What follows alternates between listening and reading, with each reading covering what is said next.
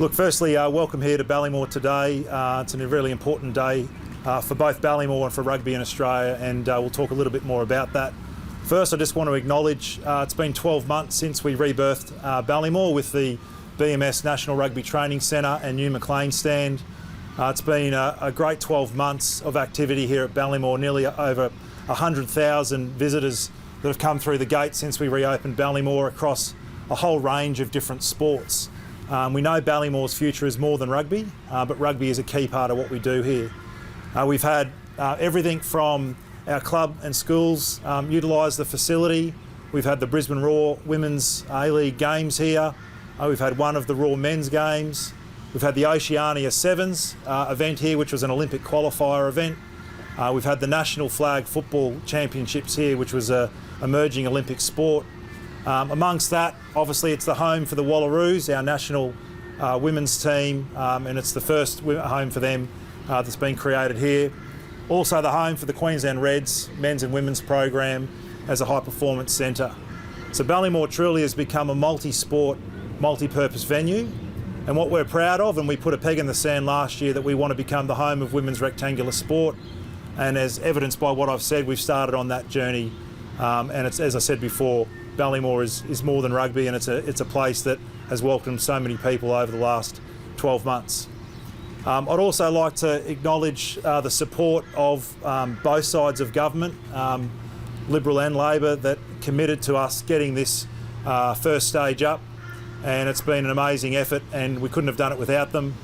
We're proud that when we delivered this first stage, we did it on time and on budget in a very tough construction market. A $31.5 million development that has delivered so much for not only for rugby but for the sporting community here in Brisbane and Queensland. As we look forward, I'd also like to acknowledge all the work from our sponsors and donors that have also contributed to make this an absolute success. Last but not least, also we're proud that we're a part of the 2032 Olympic and Paralympic Games, slated as currently the venue for hockey. And we see already what's been done here is creating legacy for sport here in Queensland. Over 100,000 people, multi-sport precinct, only exciting things to come.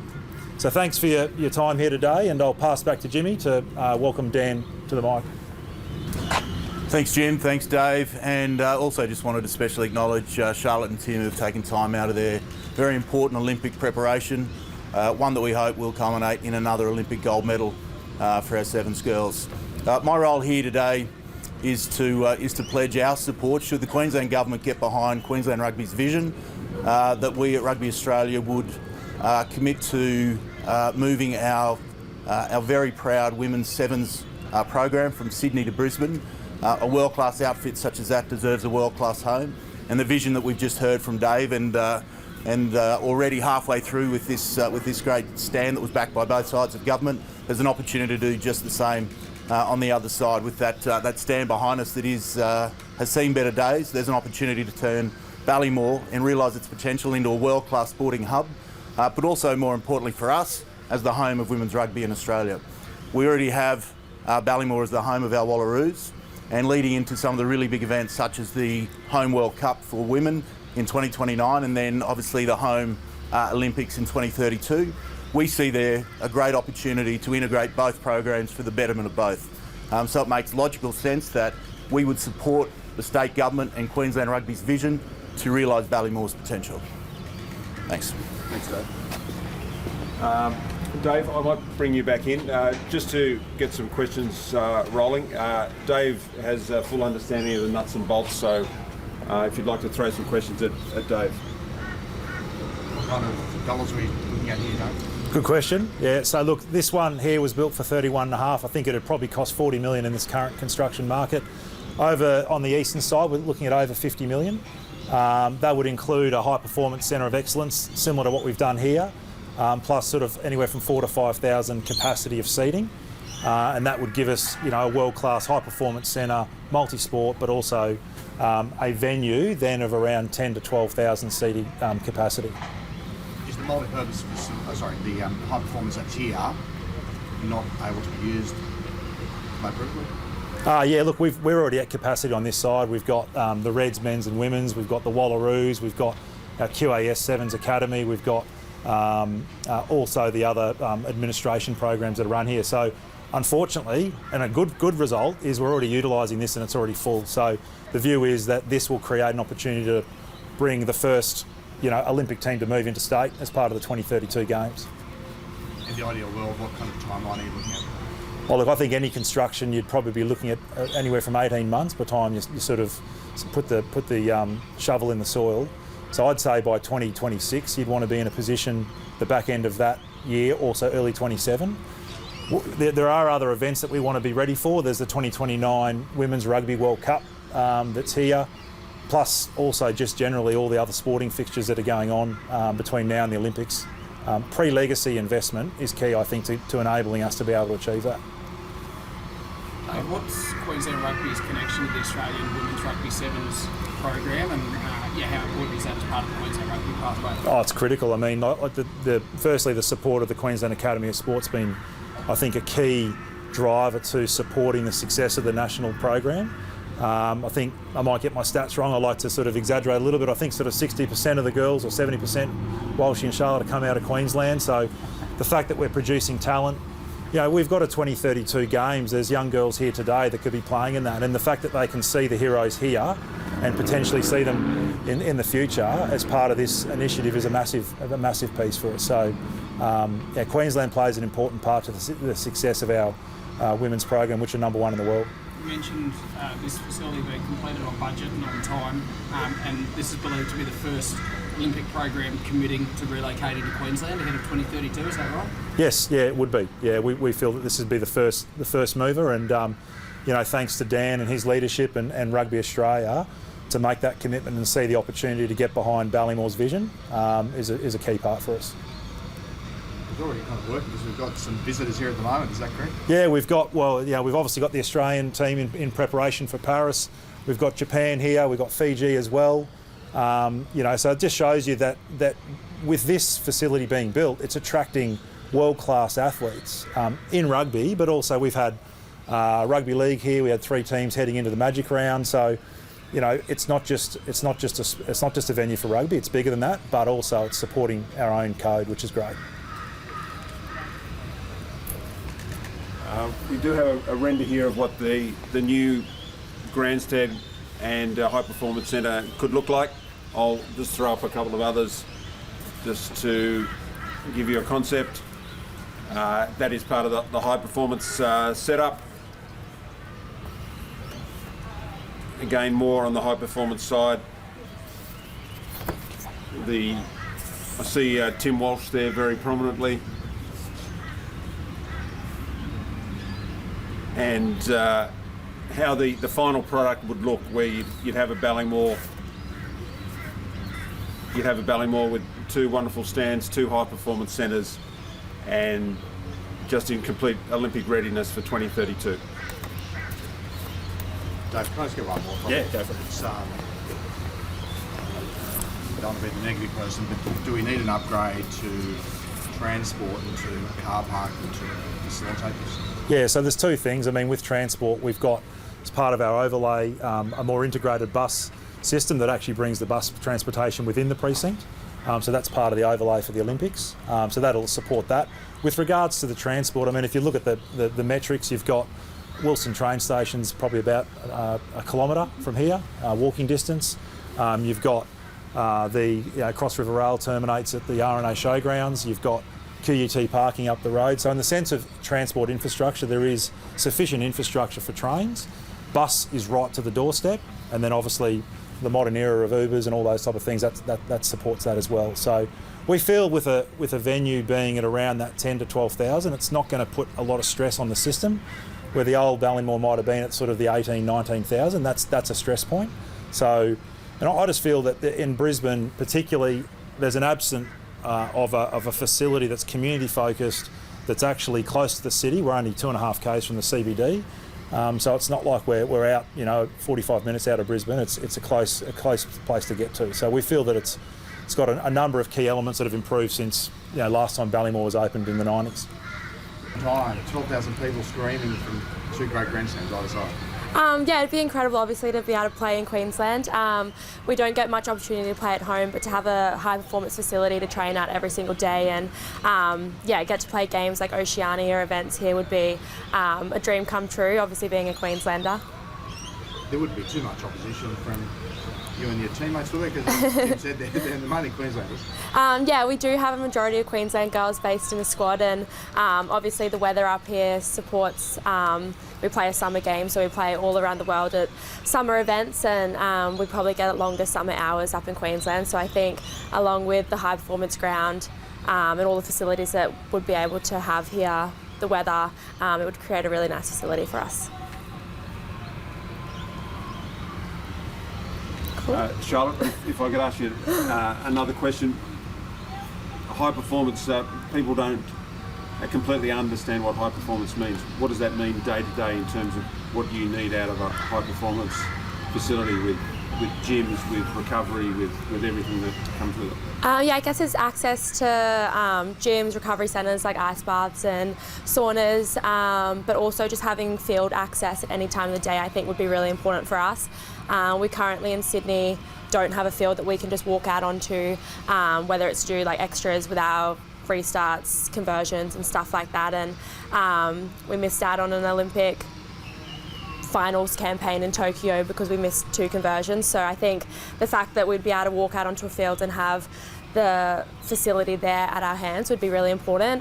We currently have to drive from our facility to another field in Sydney to be able to train. So I think for us, just access to 3 amazing training fields would be what we'd be looking forward to most. Charlotte, given the timeline that was mentioned, I'm not sure whether you still might be around in those days. Maybe not. Do you think it'll inspire these other young kids who are looking ahead? Yeah, I would hope so. I think obviously we're now competing with a lot of different codes, and having the facility and having girls being accessible to see and look up to is really important for young Queenslanders. Charlotte, we are just moments away virtually from the Paris Olympics. What's your excitement? You've been to 2 previously with very different emotions, I guess. What's your vibe going into Paris Olympics? The vibe within the group's great. We're really looking forward to it. I think we're all really excited to get over there. I think Paris is going to hold an amazing games. We're just pumped to get over there. We've had a great couple of seasons leading into it. We're right where we need to be, as our S&C likes to tell us, and I think we're just excited to get there. I love playing with this group of girls, so I would love for them to get what they deserve at the end of the campaign. You seem to have a very special vibe. There never seems to be a frown or any unhappiness running through the group on the sidelines on the field. What is that special magic of just enjoying every day what you do? I think that's pretty much what we do. We just enjoy each other's company. We love playing rugby.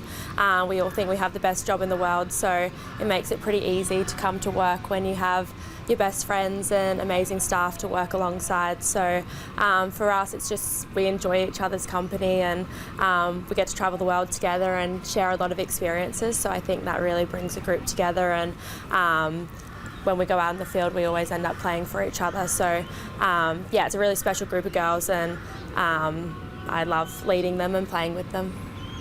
How much pride do you have knowing that when you started, your school didn't even have a 7's team to play for, and now you see burgeoning state championships with girls, 12, 13-year-olds playing in 7's championships. Do you take a bit of pride in helping to trigger all that? I think our Rio 2016 team really led the way in women's sport in Australia, and really proud looking back on the change that we created. But I think for me personally now, it's just the depth that comes into our squad. Young girls are playing from when they're 12 years old rather than when I started. We started playing around 16, 17, so just the quality of athletes that we're getting into our program has also increased. So I just love that young girls have the opportunity to play sport, whether it's rugby or another code, but just young girls playing sport throughout high school is really important. That's brilliant. Thanks, Charlotte. Just quickly, Dave spoke about the Queensland connection in the squad. I think right through since the program's been full time, it's always had really strong Queensland representation. Have you talked to some of the other Queenslanders in the team about how exciting it'd be to shift here? Yeah, I think the girls would all obviously love to come home.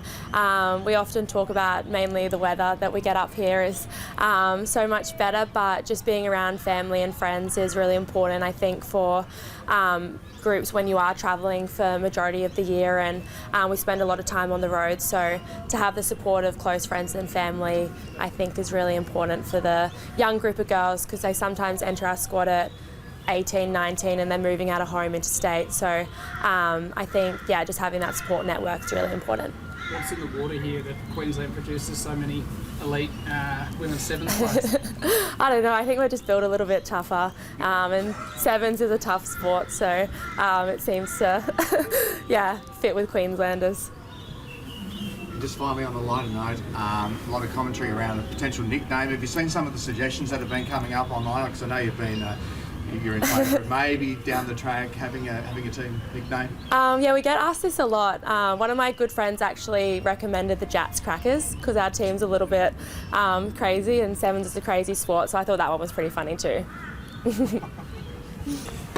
So I'll just start. For over a decade, the Australian women's sevens team has been highly successful and sort of leading the way in women's contact sport. As Jim and Dan pointed out, they've had huge success with the Rio Olympic gold medals, but since then, Rugby World Cups, Commonwealth Games, world's best player on numerous occasions, plus another one in Emily. And it was from very humble beginnings, starting out in Narrabeen at part-time and then building the way up. And I feel like it was the catalyst to NRLW, AFLW and the growth of women's contact sport. So I think very fitting for Rugby Australia to evolve the high performance of women's sport, and particularly rugby 7's and 15's. And we look ahead into the future where you've got the 29 home World Cup for 15's and obviously Brisbane 32, without disregarding 28 in LA. So the integration and the evolution of a high performance program, integrating those programs to make sure that there is a golden decade for Rugby Australia. You've achieved so much. How good could you get with a facility like this? I think we have to evolve, and every other country and sport is evolving to be high performance. And like Charlotte mentioned it just before, but high performance is around not the bells and whistles, but doing the work, doing the little 1%ers, and to make that as effective and efficient as possible is having a tremendous facility such as what's being proposed. And I think it's still exponential. I think there's a huge growth in the women's game, and then what sport can offer, both the communities and pathways. So I think the something like this and the opportunity for growth and attracting of foreigners coming into the country and training against the best. A flagship program, a flagship facility that is the envy of the world. That's brilliant. Thanks, Walshy. What we'll do now, we'll go down on the field. We've got some eager young girls. We'll get a chance